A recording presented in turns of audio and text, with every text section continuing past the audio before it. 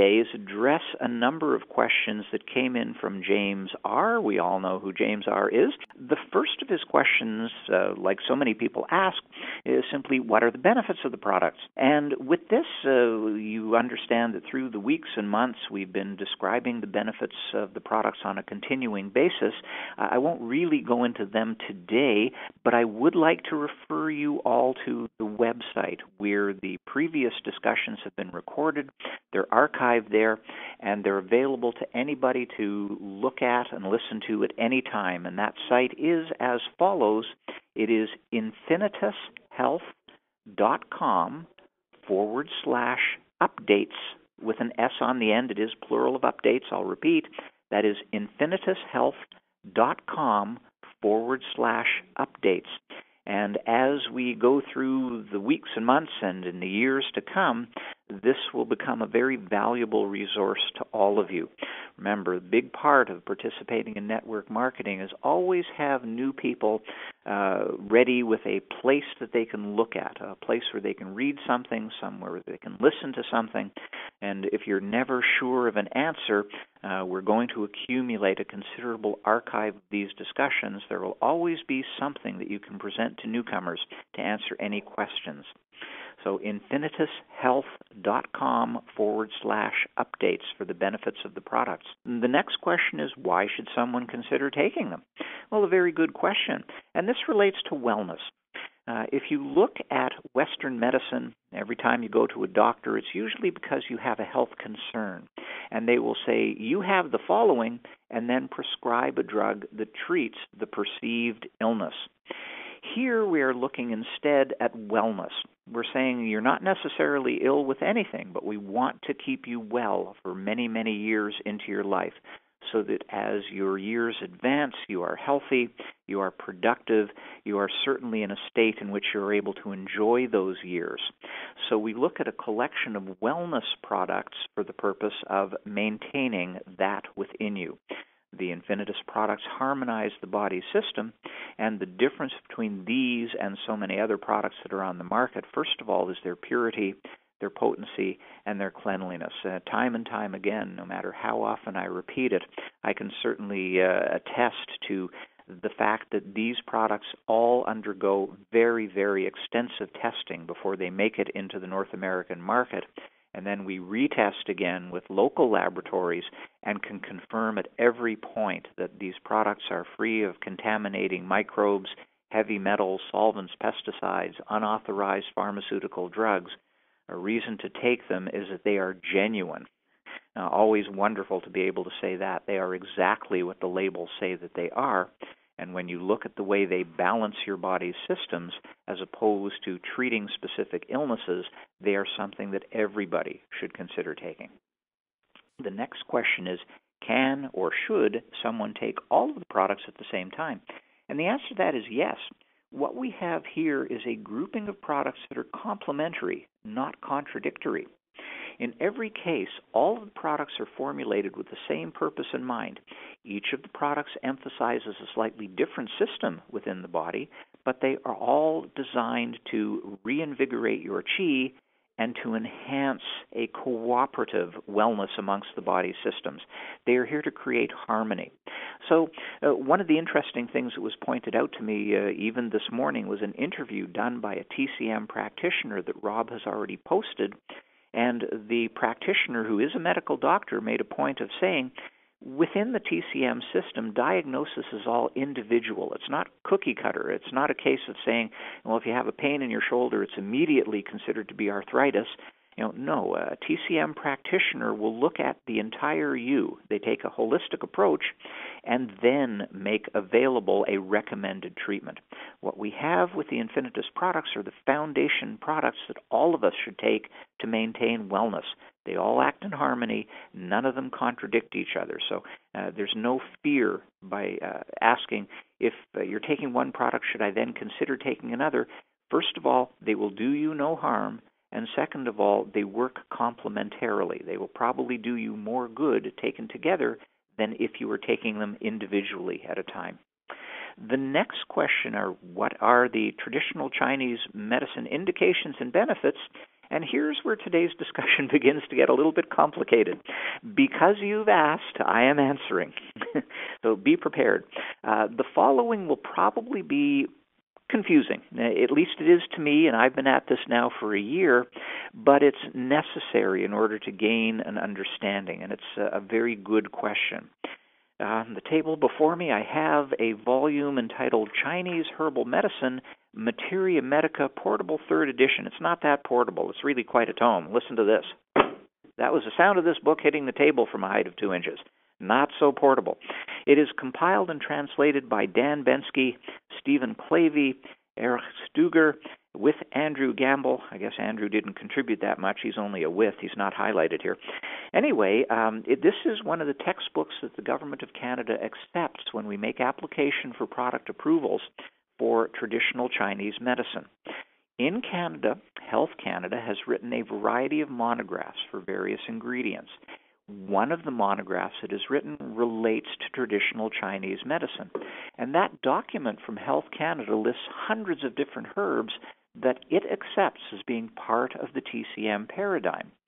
But it does provide a provision. It doesn't permit specific claims within that document.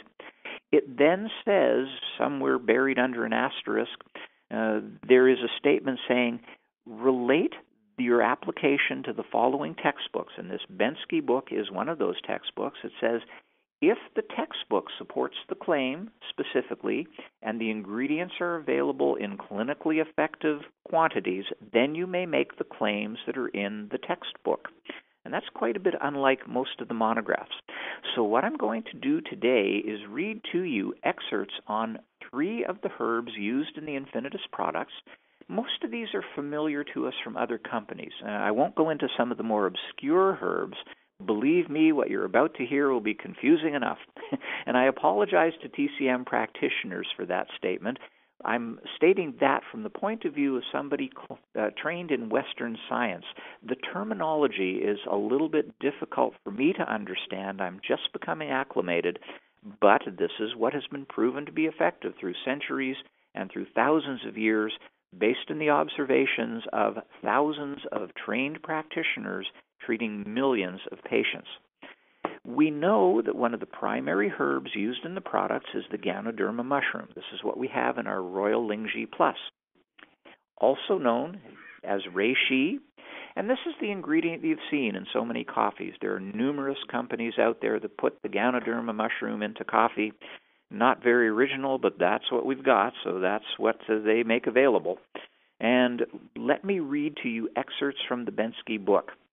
So it says, with regard to Ganoderma lucidum, the key characteristic is that it calms the spirit while augmenting the qi and nourishing the blood. So what does that mean? When we look then at the section Bensky writes under actions and indications, it elaborates on some of these things, and it talks about combinations. It says primarily Ganoderma lucidum does the following. It calms the spirit. It augments the heart qi. It tonifies the heart blood. It's used for insomnia, fright, and palpitations, and forgetfulness associated with insufficient heart qi and blood failing to nourish the spirit. Can be used as a standalone herb for this purpose. And then it talks about combinations. Remember, the principles of TCM indicates that those products that are the best are usually combination products. It is a little bit unusual for a TCM practitioner to just say, here, take this alone.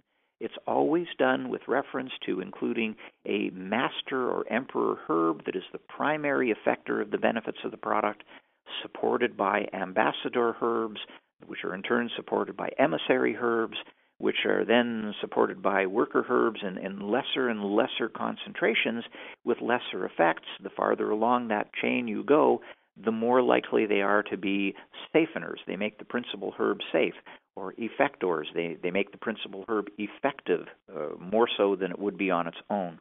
And you can see from the labels of the products that most of our products, in fact all of our products, are strong combinations.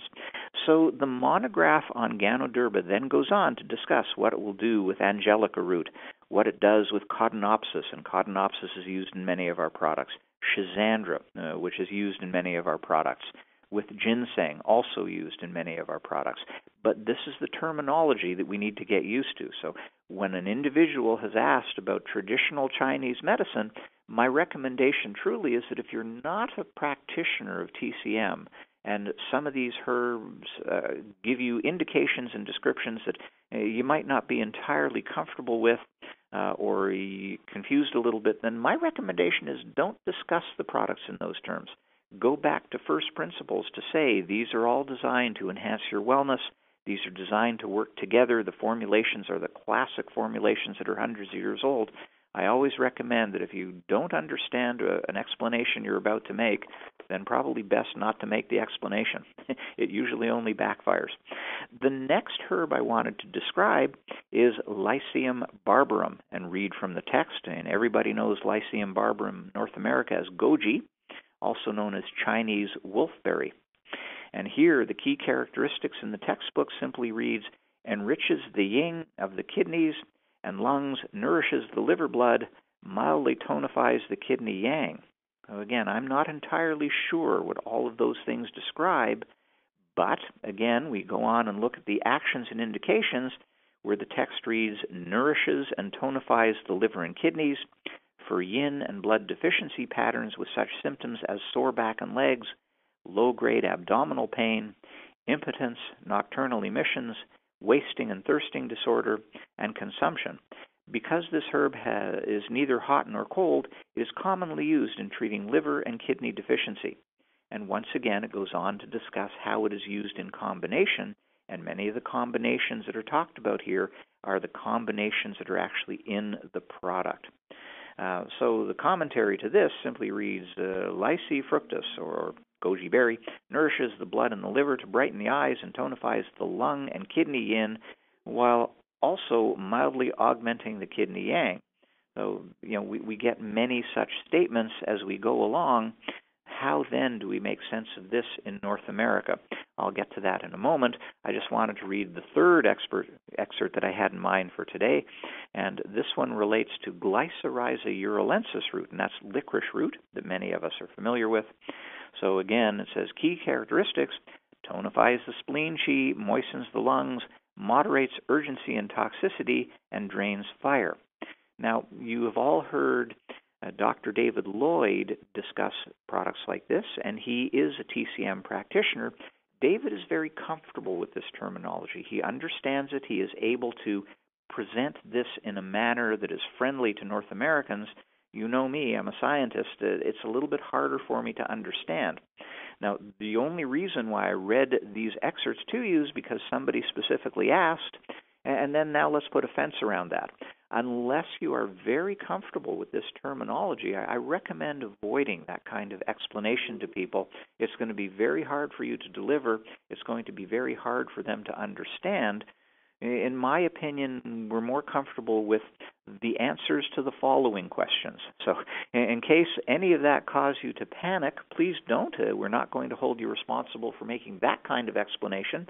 Unless you're a practitioner, do not explain the product in a practitioner's terminology. But the next question from James says, what health claims can be made in Canada? And now we can all take a deep breath and return to our comfort level, because here's what we're up against. In Canada, as I mentioned, the government has written a number of monographs for ingredients, and one of them is a general categorical monograph for TCM, which lists all the herbs that I've described. There are hundreds of them. It has also written a monograph specifically for medicinal mushrooms, and as you know, medicinal mushrooms are a prime characteristic of the INFINITUS products. We know from the monographs, because we are qualified, we can certainly make a claim about these products being strong antioxidants. Everything about the products are supported by the monographs, and certainly we can make that claim. We are also allowed to make the claim that the products that do contain mushrooms are sources of fungal polysaccharides with immunomodulatory properties. That simply means, as we've discussed so many times, and that you can refer to on infinitushealth.com/updates when you look at that, you will see that we've had many discussions about the polysaccharide composition of many of these mushrooms that are all immune enhancers. Well, the Government of Canada agrees with that statement, and we're perfectly welcome to make that statement on our product labels and in any discussion. That also means we're allowed to paraphrase. It also means we're allowed to elaborate, provided the elaboration is true and correct. We cannot make things up. We must stay with the monographed claims. But in addition to that, if we have claims that you can see at infinitushealth.com/updates, if we have concentrations that are appropriate, then as you've seen on that website, we can elaborate and make some of those claims. For example, with the product B circulation aids, we are allowed to say supports cognition. We are allowed to say supports peripheral circulation because those claims are supported by the monograph for the appropriate ingredient. And in Canada, you'll see that we have a different system than that which is made in the United States. Here in Canada, products of this nature are deemed to be drugs. In order to be able to put them into the marketplace, we have to supply an application to the Government of Canada with support of evidence of safety and efficacy. And this can be provided by the monographs, or they can be outside published papers. But the point really is, in Canada, we are obliged to make health claims on the label. We must state what the products are for. And if the Government of Canada agrees that we have provided sufficient evidence in support of the ingredient or the product, it will allow us to make the claims. The next question is, what structure/function claims can we make in the United States? And I wanted to begin with an explanation of the differences between Canada and the United States. Here in Canada, these products are considered to be drugs. We must make claims, but we must make an application to the government to present our evidence. If they agree that what we are saying is correct, then they will let us make these claims, and we can make structure-function claims. We can even make curative claims, provided the government agrees with our evidence. We must make claims. In the United States, however, products of this nature are deemed to be dietary supplements, and they are regulated in a different manner. And you'll note that any product that you buy in an American health food store, from an American network marketing company, online, anywhere in the United States, products that are deemed to be dietary supplements all contain a disclaimer box that says the Food and Drug Administration has not evaluated this product for its ability to treat, cure, mitigate any disease or ill state. Different from Canada. In Canada, the government has evaluated the product, and if it's given us a natural product number, it agrees with the case we have presented, and therefore we're allowed to make claims. So in the United States, a structure-function claim really says it supports something. That is, we can say supports a healthy circulatory system for a product like B circulation aids. In Canada, it's different. We can actually say, it's going to improve your circulation because we've proven that to the Government of Canada. They accept it. But we're not allowed to make treatment claims in the United States. Another example of a structure-function claim for the United States, for the Royal Ling-G Plus, you can say this product supports a healthy immune system. Remember the claim that was made in Canada. Contains polysaccharides from fungi with immunomodulating activities or potential. This means that the Government of Canada agrees this product will improve your immune system. In the United States, we can only say supports the healthy immune system. It's just the nature of the law. So when it comes to what you should not say, which is the last question on today's list, my recommendation, first of all, is never say anything with which you're uncomfortable. If your gut tells you, I shouldn't be saying this, then don't say it. You're probably right. Trust your instincts, always. In the United States, don't make claims about treating illnesses. Always make claims about supporting the body's wellness, supporting the body's system. In Canada, it's the same. We cannot extend the claims into outrageous territory. That is, we do know that the government supports the notion that Ganoderma lucidum, our Ling-G mushroom, does enhance the immune system, and even though it has been proven many times in clinical trials that have been published in the literature that extracts of Ganoderma do suppress the metastasizing activities of tumors, it prevents the spread, we can't get into subjects like that when we make our presentation. It's been proven, but it's not proven in a way for our products that Health Canada accepts. We must not make statements about that. Keep it to structure-function claims. Keep it to the claims that are in the literature that we provide from the company. Keep it to the claims that are on the label. And as long as you do that, you know you're on safe ground.